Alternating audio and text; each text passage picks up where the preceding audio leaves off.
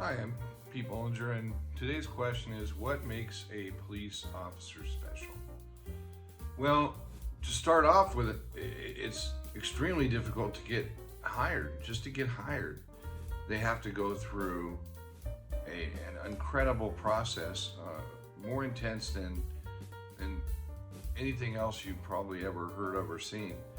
We'll go over a few of the things that they have to do just to get hired.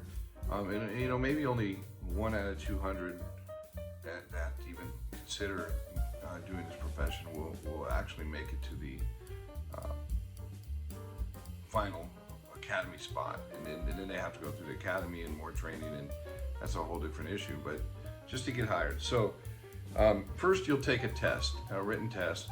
It's comprised of basic facts, more like a kind of a civil service examination.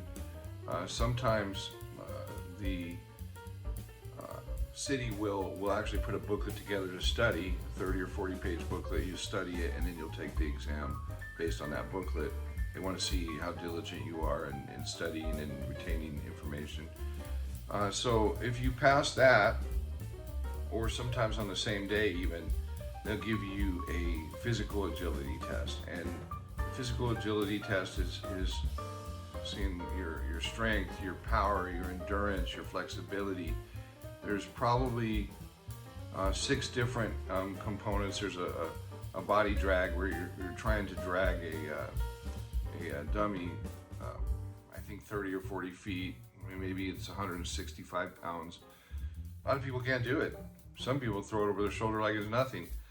But then they might have the quick agility test, which it's a bunch of cones and hurdles, and that might be 30 or 45 seconds. Then they have the long pursuit. It's usually about a football field long. So you go across the end zone, run the full length of the field, across the other end zone. And in between there would be hurdles, a wall to jump over, maybe 2 walls, a little ravine to hurdle or to long jump, and try to get the best time you can. Some of the agencies are focused on running and endurance, and they're into the annual Baker to Vegas run, which means they want runners to make sure that they get better standings. They might have a longer run. They might have a 3-mile run or a 2-mile run or whatever. It's really up to the individual city how they want to run their tests. As long as they're fair and they're gender neutral, they're good. So usually they'll grade on a curve and do a cutoff at a certain point. And so if you pass both of those, then you're on a list. And this list will allow you to take the first oral interview. So let's say 100 people take that physical agility test and the written. So generally it goes down 50% each component. So 50%, 50 people for the written, and 50% for the physical agility. Now you got 25 people.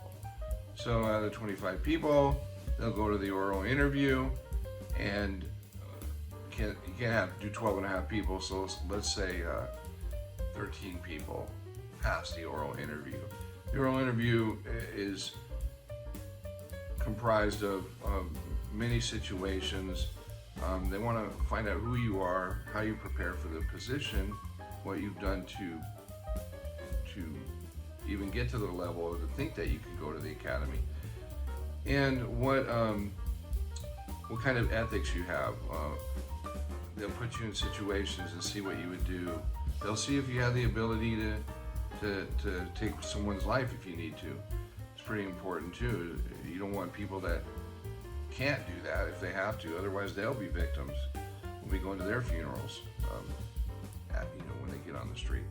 So also being evaluated is how quickly they deduce things, and their confidence and communication level.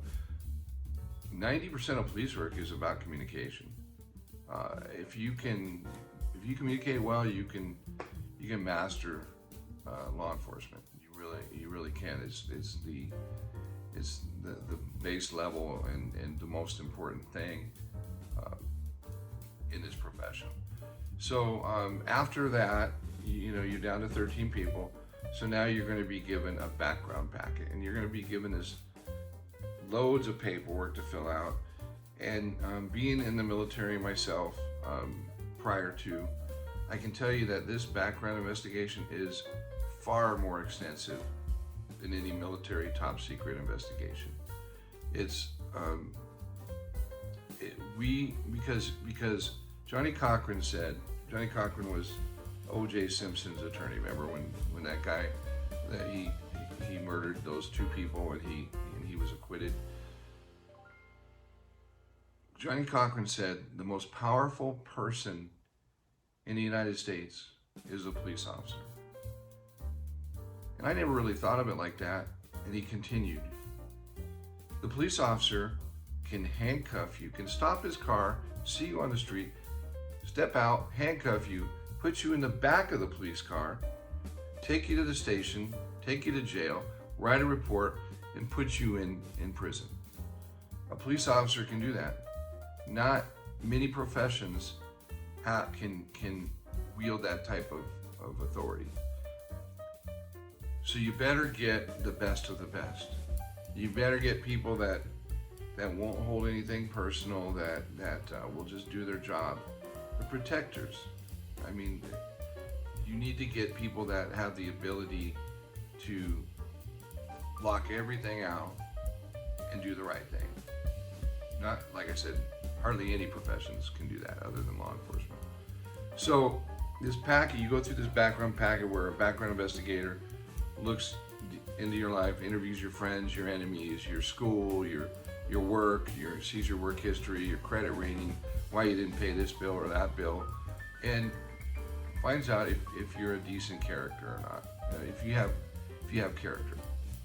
And after he determines that, you go for a polygraph. If there's anything that he wants you to look at further, he will tell the polygrapher, a lie detector test really, and say, hey, look into this for me a little bit more, or what may have you. But they have a standard list of questions that they're going to ask, and you have to pass that. And so we don't want thieves. We don't want people that do illegal activities. So we're trying to find out what type of person this guy who's going to have this power that Johnny Cochran spoke about. So once he passes the polygraph, then he's going to be given a psychological exam. Once again, you're going to take written tests for most of the day. You got the 16 personality factors. You have the MMPI. You have so many different types of exams that you're really exhausted when you're finishing it. And if you've ever seen the MMPI, it's I think 567 questions of off the wall, repeated questions in different vernacular, and you try to just do the best you can. Then they feed it through a machine, and the machine says if you've tried to cheat the machine or if you've tried to lie. But ultimately, the MMPI will give them indications of what they should look for when they give you a personal examination. And you go into the office and you might talk to them for a couple hours, and they're assessing you to see if you can make it through the entire career, because you're going to see things that you shouldn't see.